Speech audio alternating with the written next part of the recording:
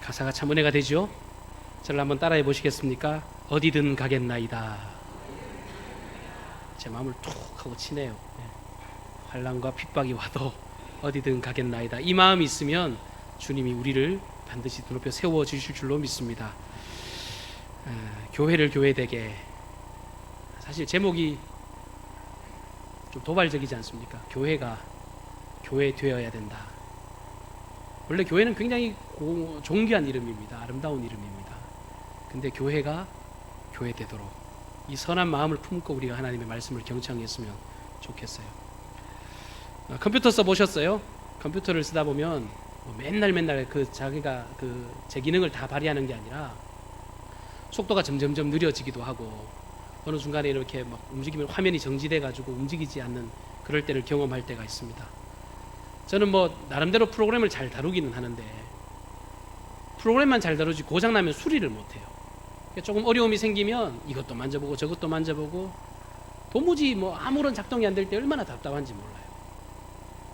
그러니까 또 남자들은 또 이렇게 또 무식한 게 있어가지고 안 되면 빨리빨리 다른 좀 술을 취해야 되는데 그거 붙잡고 하루 종일 씨름을 하잖아요. 이렇게도 해보고 저렇게도 해보고.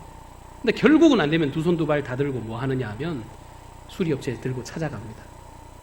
수리업체에 딱 들고 가면 아주 손쉬운 방법으로 고치는 방법이 있어요. 시간도 얼마 걸리지 않아요. 아주 간단하지만 완벽하게 그 컴퓨터를 수리하는 방법이 있습니다. 뭔지 아세요? 하드디스크를 전체 다 포맷해버리는 거예요. 싹 다 지우고 그 프로그램을 새로 깔아버리면 그 컴퓨터가 원래의 성능을 발휘하게 된다고 하는 겁니다. 그냥 싹 지우고 완전히 다 지우고 거기다 프로그램을 새로 깔면 그 컴퓨터가 낼 수 있는 최상의 성능을 나타낼 수 있는 것입니다. 요즘 교회가 공신력이 그야말로 최악의 바닥을 치고 있는 시대를 살아가고 있습니다. 제가 어릴 때만 해도 교회 목사라 그러면 좀 대우도 받고 교회 다닌다 그러면 굉장히 착한 친구들 같고 친구들하고 대화를 나눠도 교회 다녀 이러면 뭔가 조금 경외하는 그런 마음이 생겼는데 지금 더 이상 사람들이 교회를 신뢰하지 않아요. 예수 믿는다고 해도 그래 그런가 보다 이렇게 받아들이지 예수 믿는 사람들에 대해서 어떤 흥분되는 마음을 가지지 않습니다. 심지어 음주 측정을 경찰들이 하는데요. 이거 물어보세요 이러면 예전에는 웃으면서 저 목사입니다 이러면 아이고 그냥 지나가시라고 그러죠. 지금은 목사입니다라고 해도 물어보세요. 그런 시대가 되었습니다. 안타깝습니다만 우리가 살아가고 있는 세상입니다. 그러니까 교회가 이렇게 바닥을 치고 이렇게 안타까운 소식이 들려오지만 그렇다면 교회가 안타까운 기관인가? 그렇게 질문하면 아니에요. 100번을 물어봐도 1000번을 물어봐도 교회는 어떤 곳이냐라고 할 때 하나님께서 자기 백성들을 불러내시고 그들을 구원하시고 구원한 사람들로 가득 찬 그야말로 지상에서 가장 거룩한 기관을 꼽으라고 하면 1초의 주저함도 없이 교회입니다. 이렇게 대답할 수 있어야 됩니다. 우리 믿는 성도들이 먼저 이런 자부심을 가져야 합니다.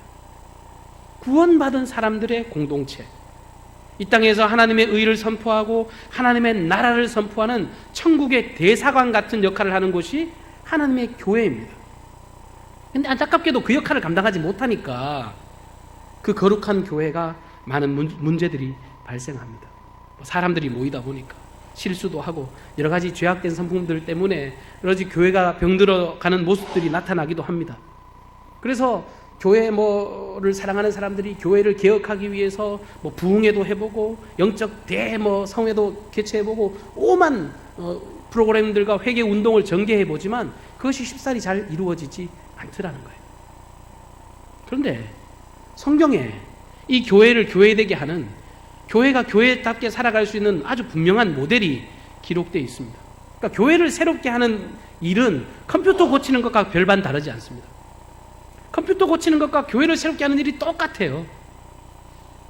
그냥 원래 상태로 되돌려 놓으면 돼요.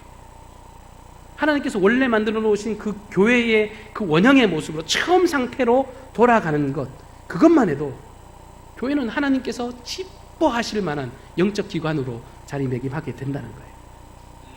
처음 상태로 돌아간다 그러면 우리 강경중앙교회가 한 60년 가까이 됐으니까 60년 처음 우리 개척했을 당시를 여러분 떠올리실지 몰라도 그것보다도 오늘 이 성경에 나오는 초대교회의 모습을 우리가 말씀을 통해서 보고 그 자리로 돌아가기를 영적으로 결단하는 은혜가 있기를 축복합니다. 하나님께서 세우신 이 초대교회는요, 오고 오는 모든 세대들이 본받아야 될 교회예요. 그냥 그 교회만 따라가도, 그 교회만 모범으로 삼아도 많은 사람에게 칭송을 받을 수밖에 없다는 거예요.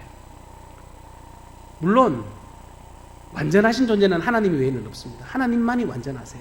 지상에 어떤 공간이 완전하겠습니까만, 그럼에도 불구하고 이 초대교회는 하나님의 원리, 하나님의 방법이 살아있는 공간이기 때문에 그 길을 향해서 우리가 지향해 나가야 될 줄로 믿습니다.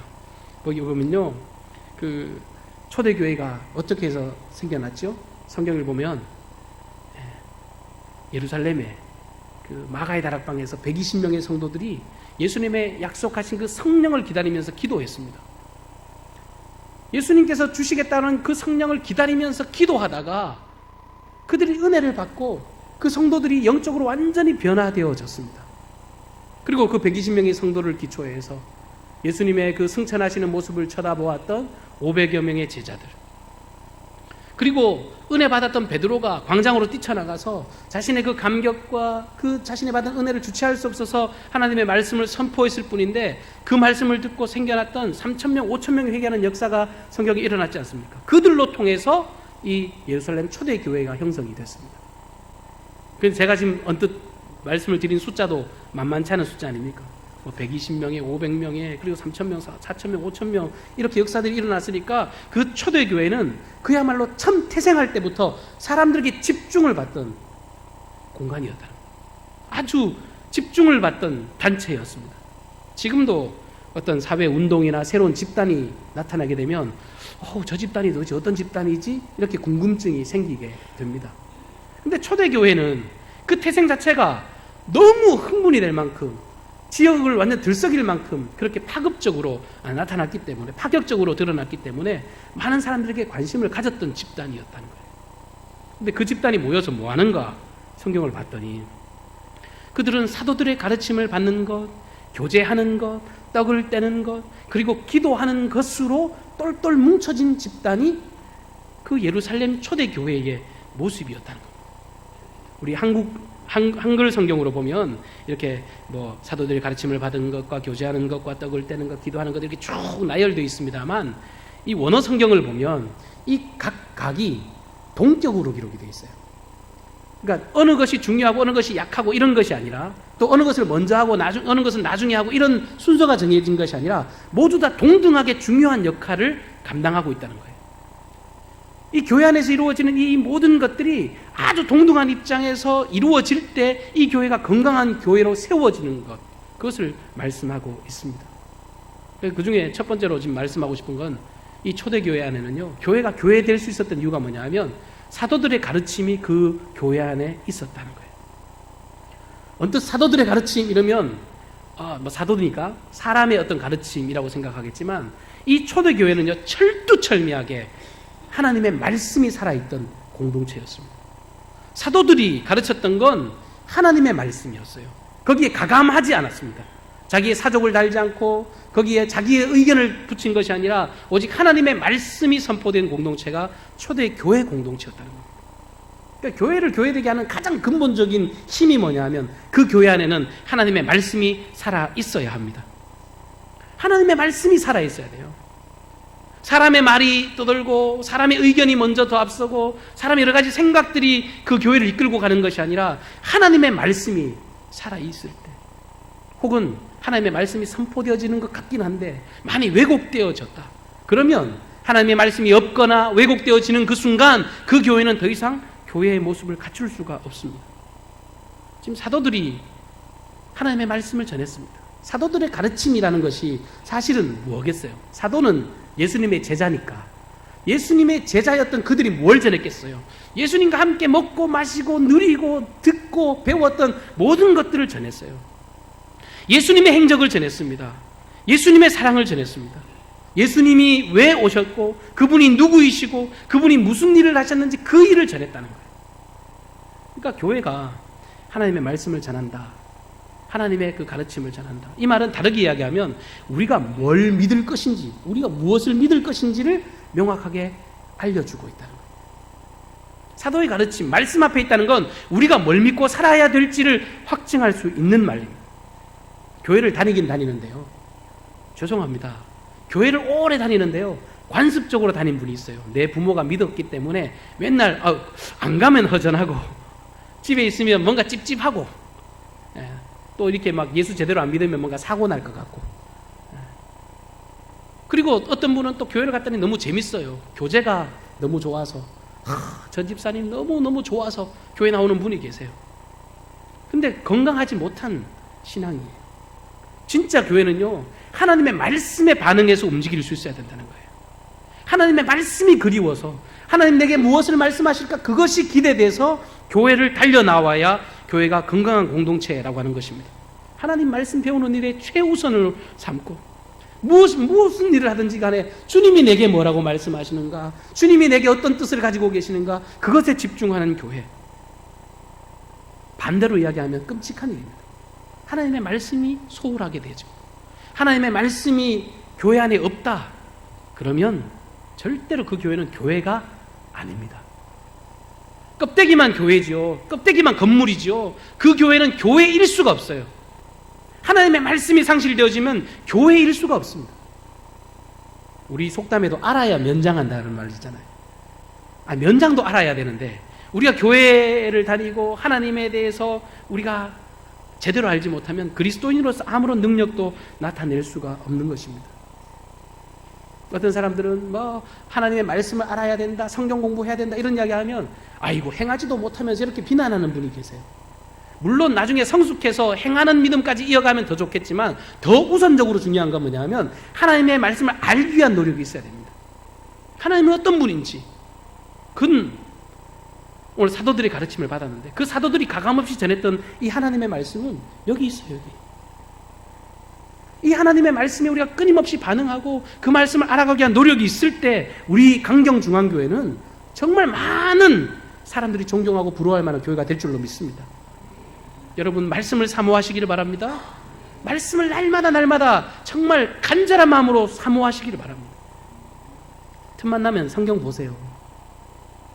제가 주일학교 다닐 때 그 살인마 고재봉에 대해서 연기한 적이 있어요. 여기서 고개를 끄덕이시는 분은 좀 오래되신 분이고요, 고재봉이 누구야 이러면 오래 안 되신 분이에요. 도끼로 일가족 다 죽이고 군대에 있던데, 그 사람들이 사람을 잔인하게 죽였답니다. 저도 사실은 고재봉이 누군지 몰라요. 연극하면서 알았어요. 근데요, 그 고재봉 연기를 하면서 제가 은혜 받은 것이 있어요.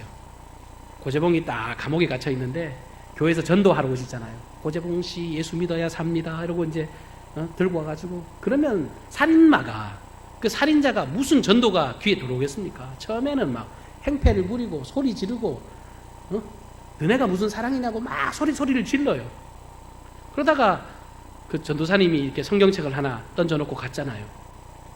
근데 성경책을 던져놓고 갔는데 뭐 했겠어요? 그 성경책에 담배째 넣어가지고 이렇게 말아서 담배 피고 말이죠. 그런 일을 했다는 거예요. 그런데 웃기는 건, 그렇게 담배 말아서 피고 그냥 심심하니까 뭐가 있나 이러면서 한 장 한 장 넘겨본 그 말씀이 그 고재봉의 마음을 흔들기 시작하는 거예요. 하나님의 말씀이 살아있다는 증거예요, 이게요. 히브리서 말씀에 하나님의 말씀은 살았고 운동력이 있어 혼과 영과 심령 골수를 찔러 쪼갠다라고 말씀하시잖아요. 그렇게 접했던 말씀이 그의 인생을 변화시킨 거예요. 그가 나중에 결국 사형당합니다. 살인마니까 그 죄값을 받아요. 근데 마지막에 인내하신 구세주여 내 말 들으사 찬송하면서 죽었다 그러잖아요. 여러분, 하나님의 말씀 안에 있을 때 진짜 살아나는 교회가 될 줄로 믿습니다. 이거 여러분 절대로 잊지 마시고 날마다 그 하나님 말씀을 사모하는 일에 최선을 다하는 저와 여러분들 되기를 바랍니다. 두 번째, 초대교회가 아주 두드러진 역사가 나타나는 것 중에 하나가 뭐냐 하면 굉장히 아름다운 교제가 그 공동체 안에 있었다는 거예요. 초대교회 안에 절대로 빼놓지 못하는 것이 아름다운 교제입니다. 유유상종이라는 말이 있는데 좀 나쁘게 얘기하면 끼리끼리 논다는 말이에요. 근데 저는 목회를 하면서 끼리끼리 노는 게 절대로 나쁜 것이 아니더라고요. 끼리끼리 노시기를 바랍니다. 아니, 목사가 끼리끼리 놀라 그랬다고. 여러분, 작은 끼리끼리가요, 큰 끼리끼리가 되는 거고요. 이게 점점 확대되어지는 거예요. 근데 어떤 데는 가면요, 각계 전투하는 데가 있어요. 혼자 교회 왔다가 혼자 집에 가시고, 혼자 기도하고, 누가 왔다 갔는지 적들에게 내가 교회 다닌다는 사실을 알리지 말라. 요즘 성도들 보고 이순신 성도라고 그래요. 네. 내가 교회 다닌다는 거 적들에게 알리지 말래요. 익명의 그리스도인. 내가 교회에 있는 거 누구에게 알려지기는 거 싫어. 그러니까 조용히 하나님과 나와의 관계만 있으면 돼라고 교회 생활을 하는 분이 계세요. 저는 그런 것들 때문에 한국교회가 이렇게 어려워졌다고 생각합니다. 진짜 초대교회는요, 끈끈한 애정이 있고 사랑이 넘치는 공동체였어요. 그것이 성경이 말씀하고 있는 바입니다. 서양 속담에도 같은 깃털의 새들이 함께 모인다라고 하는 속담이 있습니다. 공동점을 가진 사람들끼리 통하게 돼 있어요. 사람은 누구나 그래요. 교회를 다니건 안 다니건 사람들한테 다 물어보세요. 조금이라도 엮여 있으면요, 더 좋아요. 제가 강경 온다니까 익산에 있는 성도들이 여기랑 엮어서 저한테 한마디씩 다 하세요. 목사님, 거기 가면 제 친구가 있는데요. 어쩌란 말이에요. 내 친구 때문에 목사님이 덕 좀 봤으면 좋겠다는 거잖아요. 어떤 분은요, 자기 친정이 여기래요.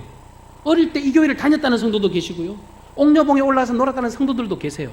저한테 그 이야기를 왜 해주실까요? 목사님, 거기 가서 제가 누구누구 소개해 줄 테니까 그 사람을 엮어서 잘 행복하게 해보세요 라는 걸 저한테 알려주시는 거예요. 이게 사람의 심리예요. 그래서 성심만 같아도 종친회라고 모이고, 군대만 같은 데 나와도 전우회라고 모이고, 그리고 고향만 같아도 향후회라고 모이고, 모든 것들을 엮으려고 그래요, 우리는. 그래도 감사하지, 우리 민족은 이거에 좀 익숙한 민족이니까. 근데 서양 사람들은 그렇지 않아요. 그들의 마음 가운데는 개개인의 심리가 훨씬 더 강하단 말이에요. 나 혼자 내가 어떻게 살아가냐에 따라서 뭐 그렇게 사는 것이 일반적인데, 하나님께서 역사하시니까, 초대교회 성령이 충만하니까 교회가 확 뒤집어지면서 우리라고 하는 집단이 생긴 거예요. 초대교회에게 놀라운 일입니다. 그들이 하나 되어졌습니다. 앞서도 제가 말씀드렸지만 이 초대교회 안에 공동체들이요, 그 수없이 많은 사람들이 생겨났는데 그 구성하고 있는 사람들의 면면을 한번 상상해 보십시오. 그 중에는요, 출신, 배경, 모든 환경들이 다 다른 사람들이 모였습니다. 변방의 갈릴리에서 평생토록 고기 잡던 어부로 살던 사람도 그 안에 있었을 것이고, 어떤 사람은 또 완전 정반대로 예루살렘이라고 하는 중앙무대에 진출해가지고 너무 똑똑해서 학문으로 자기의 명성을 떨쳤던 사람도 그 중에는 분명히 있었을 것입니다. 당시가 로마 억압 속에 있었으니까 거기서 막 비밀 어떤 독립운동을 하던 사람도 있었을 것이고, 그리고 뭐 로마 정부에 붙어가지고 관직 생활을 하던 뭐 세리마테와 같이 그쪽에서 주는 밥 먹어가면서 공직 생활을 하는 사람도 있었을 것입니다. 예루살렘 토백이도 있었고, 전 세계를 떠돌다가 거기 잠시 왔다 간 사람도 있었고. 근데 그런 구성원들이 은혜 안에서 뭐가 돼요? 하나가 돼요. 성령께서 임하시고 교회가 생겨났는데, 그들이 어느 순간에 이렇게 다양한 배경의 사람들이 모여서 우리라고 하는 집단을 만든 거예요. 이렇게 우리라고 만든 능력이 뭐예요? 단 한 가지 이유밖에 없었습니다. 복음의 능력. 예수님의 그 십자가의 사랑, 그것이 그들을 하나로 만들어 버렸습니다. 근데 가만히 보니까 이 우리라고 하는 집단, 그들이 모여있는 집단이 앞서 말씀드렸지만 사람들이 두려워하는 집단이 될 정도로, 성경에 보면요, 사람마다 두려워하는데, 이 초대교회를 보면서 사람들의 평가가 나와요. 그 우리를 가만히 봤더니 자기들이 두렵고 떨릴 만큼, 흥분될 만큼 이상한 일들을 하고 있는 것입니다. 그 우리들이 모여서 뭐 해요? 있는 사람들은 자기보다 없는 사람들에게 자기 집 물건 팔아다가 갖다서 도와주기 시작합니다. 뭐 자기 물건 싹 다 주는데도 아깝지 않아 합니다. 여러분, 재산 앞에서요, 물질 앞에서 자유로운 사람 없습니다, 사실. 자기 재산을 나눌 수 있는 사람들은 가족 외에는 없어요. 가족들 안에도 재산이 많으면요, 분쟁이 생기고 자식들끼리 재산 싸움하게 되어 있잖아요. 근데 초대교회 안에는요, 남인데 나랑 전혀 연관이 없는데 그들에게 자신의 재산을 나누는 그런 끈끈한 관계가 이루어졌다라고 하는 겁니다. 이 구속함의 사랑 때문에 퍼져도 나누어져도 전혀 아깝지가 않은 거예요. 함께 먹고 함께 마시고 함께 즐거워하고, 제가 일부 예배 때도 제가 경험한 바를 잠깐 나누었는데, 오늘 8시 30분 되니까요, 지난번에도 제가 소개했던 그 아이들이 오늘도 변함없이 왔더라고요. 주일학교. 근데 야, 너 어디 사냐? 이랬더니 망성에 산대요. 그 친구들은 강경 아이들도 아니라 익산 망성에서 일찍 오는 친구였어요. 일찍 와서 예배 준비하는 게 기특해 보이는데, 그 아이들이 교회 와서 그야말로 이제 교회를 제일 일찍 왔으니까 교회가 따뜻할까요? 추울까요? 추워요. 근데 추운데 그 아이들이 와가지고 예배 준비한다고 이것도 꺼내고 저것도 꺼내고, 제 마음이 그냥 뜨뜻해지는데, 제 마음이 따뜻해지는데, 제가 진짜 아까 그 생각만 하고 못한 게 좀 한스러워요. 그냥 용돈이라도 주고 싶더라니까요. 손에 막 돈이라도 주어주고, 야, 아이스크림 사 먹어라 하고 싶더라니까요. 그 아이들이 우리 어른들의 사랑을 통해서, 야, 너 망성에서 온다며, 다음 주에 그 아이들 만나면 혹시 한번 칭찬 좀 해주세요. 너네 망성에서 온다며, 엉덩이 툭툭툭툭 쳐주고, 이놈 흥할놈아 너는 잘 될 거야, 이렇게 칭찬해주면 그 아이들은요, 이 교회를 통해서, 사랑을 통해서 정말 엄청나게 성장할 거예요. 그 아이가 이우무 목사처럼 목사 되지 않으라는 법 있습니까? 요즘 목사 되라면 저주처럼 느껴지는 시대가 됐어요. 근데 보세요, 교회 안에서 옛날에 교회 종치기 하던 친구들이 다 이렇게 목회자도 되고 교회에서 그 중직자들이 돼서 자라요. 왜요? 교회 가면 늘 행복하거든요. 권사님들이 만난 것도 주시고 집사님들이 칭찬도 해주시고 정말 어울려 지내는 거예요. 우리 아이들이 예배만 드리고 집에 가는 게 아니라 우리 어른들의 사랑을 먹고 자라고, 각 사람의 소유를 팔아 정말 가난한 자들에게 나누어 준 것처럼 우리가 서로 나누고 베풀고 정말 아름다운 온정이 오는 이 초대 교회와 같은 교회가 되어질 때, 우리 강경 중앙교회는 틀림없이 미래가 있는 교회가 될 줄로 믿습니다. 그냥 대충 사랑한 게 아니에요. 오늘 예수님께서 마치 우리를 사랑하신 것처럼 요한복음 13장 34절에 예수님 말씀하시거든요. 새 계명을 너희에게 주노니 서로 사랑하라. 내가 너희를 사랑한 것 같이 너희도 서로 사랑하라. 새 계명, 새로운 계명. 옛 계명은 뭐예요? 구약의 율법이에요. 구약의 율법은 이거 하면 안 돼, 저거 하면 안 돼, 이것도 잘못됐고 저것도 잘못됐고 이 조건에 안 맞으면 안 돼 라고 하는 것이 옛 계명이에요. 근데 예수님이 주신 새 계명은요, 안 돼가 아니에요. 해봐, 함께 하자, 함께 하면 할 수 있어, 격려하고 세워주고 칭찬하고 정말 잘한다고 세워주고, 좀 나보다 좀 부족한 사람이 있으면 뭐 도와줄 것 없냐고 하고, 있는 것도 정말 나누어주는 공동체. 생각만 해도 희열이 넘쳐요. 생각만 해도 너무 가슴 벅차요. 초대교회 공동체가 이랬어요. 정말 자연스럽게 나누어주고, 누가 시키지 않아도, 누가 시켜서 한 일이 아니에요. 자발적으로 자신의 모든 것들을 내어주는, 예수님 닮은 거죠. 예수님이 아무런 조건 없이 이 땅에 오셔서 하나님이신 그분이 인간의 몸을 입으셨다는 것 자체가 사실 수치스러운 일이잖아요. 그런데 주님은 그 일을 감당하신 겁니다. 내려오셔서 아낌없이 나누고 베푸신 것처럼 이 초대교회 공동체가 그 사랑을 먹고 힘입어서 자기들도 똑같이 나누고 베푸는 공동체가 되었습니다. 사람들이 성심만 같아도 그렇게 할 이야기가 많고, 뭐 고향 선후배만 만나도 정말 그렇게 가슴 찡하도록 무슨 대화를 하는데, 우리가 하나님의 은혜로 하나님의 사랑을 나눈 공동체라고 할 때 우리가 얼마나 보면 반갑고 기쁘고 즐겁냐 말이에요. 사람은 영적인 동물이라, 누가 그래요? 저 사람이 진짜 말하는지 가짜로 말하는지 그게 다 보인대요. 그야말로 오면 아이고 안녕하세요 그러는데 속으로는 안녕 안 하신 게 다 느껴진단 말이에요. 이우무 목사가 여러분 인사할 때 그게 느껴지면요, 저한테 와서 조용히 목사님 다 보여요 이렇게 이야기해 주세요. 이 말은 제가 자신 있어요. 여러분들이 늘 오시면 제가 환영하고 싶은 마음이 있어요. 여러분들을 섬기고 싶은 마음이 있어요.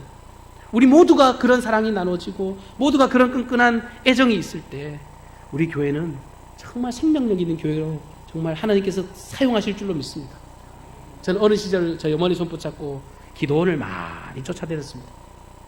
제가 키는 작아도 이게 좀 다부지다는 소리를 많이 들었는데, 근데 기도원에 데리다 놓으면요, 맨 앞에 옛날에 드럼도 없을 때는 여기 그 북 하나 갖다 놨어요. 북 하나. 그 북 치는 애가 이윤무 목사였어요. 맨 앞에 앉아가지고 막 찬송하면은, 옛날에 찬송가를 한 수십 번 불렀잖아요. 마귀들과 싸우지라 제버스냥자 이렇게 찬송을 하는 거예요. 그렇게 집회가 은혜롭게 끝나고 나면 제가 아주 생생히 기억되지는 향수가 있습니다. 집회가 끝나고 나면 숙소가 제대로 좋은 것도 아니잖아요. 그러면 길바닥에 텐트 쳐놓고 계시는 분도 텐트가 있어요. 천막 이렇게 들여가지고 이렇게 이슬만 안 맞을 정도로 길바닥에 주무시는 분도 계시고, 아니면 넓은 이런 예배당에 의자 다 치우고 거기 집단 무슨 난민 수용소 같은데 거기 앉아서 생활을 하세요. 진짜 그도 저도 자리를 못 찾는 분은 길바닥에 그냥 돗자리 하나 깔아놓고 거기서 지내신단 말이에요. 은혜는 받아야겠고 배는 고프고. 그러니까 밥을 먹으면요, 진짜 신기한 장면은 어제 본 사람인데 어머 된장을 끓이다 보니까 호박을 넣고 왔네 이런. 그럼 옆에 있는 원산지 집산지 아무도 모르지만 그 시기 저기 호박 조금 주시면 안 될까요? 말을 하면 줄까요 안 줄까요? 줘요. 주셨어요. 제가 확실히 기억이 나요. 호박을 줄 뿐만 아니에요. 풋고추 안 갖다 풋고추 갖다 주시고요. 여기저기 이것 먹어보라고 저것 먹어보라고. 전국에서 모인 사람들이 이상하게 그런 일들을 하시는 거예요. 저는 성경을 나중에 보다가 초대교회의 모습을 보면서 지금 한국교회가 이런 향수를 잃어버린 것, 이런 본질을 잃어버린 것, 지금은 개교회 안에서도 좀 찾아보기가 어려워요. 우리 강경교회는 희망이 넘치는 줄로 믿습니다. 강경중앙교회는요 희망이 넘쳐요. 이미 예배 끝나고 딱 가면 상 쫙 펼쳐놓고 같이 밥 먹잖아요. 이렇지 않은 교회가 얼마나 많은지 아세요? 지금 한국교회 안에 같이 밥 먹는 것조차도 사라지는 교회예요. 여러분 밥 먹을 때 혼자만 밥그릇만 뚫어지게 쳐다보시고 밥 드시지 말고요, 옆에 이야기도 하시고 옆에 것도 좀 갖다 주시고, 혹여 집에서 뭐 귤이라도 챙겨 오셨거든 하나 가지고 먹어주시고, 이런 공동체가 될 때 이 초대교회처럼 이렇게 돌아가게 될 때 하나님의 놀라운 생명과 역사가 우리 안에 드러날 줄로 믿습니다. 오늘 설교 제목은 교회를 교회되게인데 사실 찬송의 제목이에요. 우리에겐 소원이 하나 있네, 주님 다시 오신 그날까지. 우리 가슴에 새긴 십자가 사랑, 나의 교회를 사랑케 하네. 주의 교회를 향한 우리 마음, 희생과 포기와 가난과 고난, 하지만 죽음조차 우리를 막을 수 없네. 우리 교회는 이 땅의 희망. 교회를 교회되게, 예배를 예배되게 우리를 사용하소서.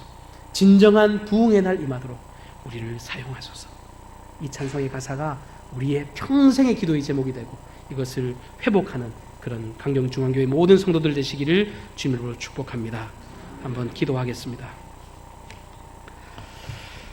사랑과 은혜가 풍성하신 하나님 아버지, 저희들을 구원받은 하나님의 자녀요 교회로 불러주셔서 감사합니다. 강경중앙교회를 주님의 선하신 뜻 가운데 불러 세워주셨사오니 교회의 본질을 충성스럽게 감당하는 교회로 온전히 쓰이게 하여 주옵소서. 진정한 예배가 살아있게 하여 주시고, 기도의 호흡이 날마다 끊어지지 않게 하여 주시고, 말씀과 찬양이 살아 움직이는 교회가 되게 하여 주시옵소서. 더불어 성도의 헌신과 사랑에 서로 간에 몸서리치는 감동이 있는 복된 교회가 되게 하여 주시옵소서. 무엇보다도 오직 주님이 주인 되시는 교회로 온 세상에 선한 영향을 나타내는 빛이 되게 하여 주시옵소서. 오늘 특별히 부족하디 부족한 종을 이 하나님이 사랑하시는 강경중앙교회의 담임 목사로 부임케 하시니 감사함을 드립니다. 주님께서 심어주셨사오니 주님께서 열매 맺게 하여 주시옵소서. 함께 동역하여서 날마다 진실함과 정직함으로 이 아버지의 목양의 소임을 감당하게 도와주시고, 하나님께서 사랑하신 이 성도들을 정말 신앙을 자라가게 할 수 있는 영적인 통로로 쓰임받게 하여 주시옵소서. 예수 닮은 선한 목자로 쓰임받을 수 있도록 인도하여 주시옵소서. 주님이 말씀하신 초대교회의 참된 모습을 회복케 하여 주시고, 그래서 우리 교회가 승승장구할 뿐만 아니라 이 지역 주민들과 함께 정말 놀라운 감동을 나눌 수 있는 교회로 우뚝 서게 하여 주시옵소서. 저희들을 사용하셔서 그렇게 행하실 주님을 믿음으로 기대하옵고 예수님의 존귀하신 이름으로 기도하옵나이다. 아멘.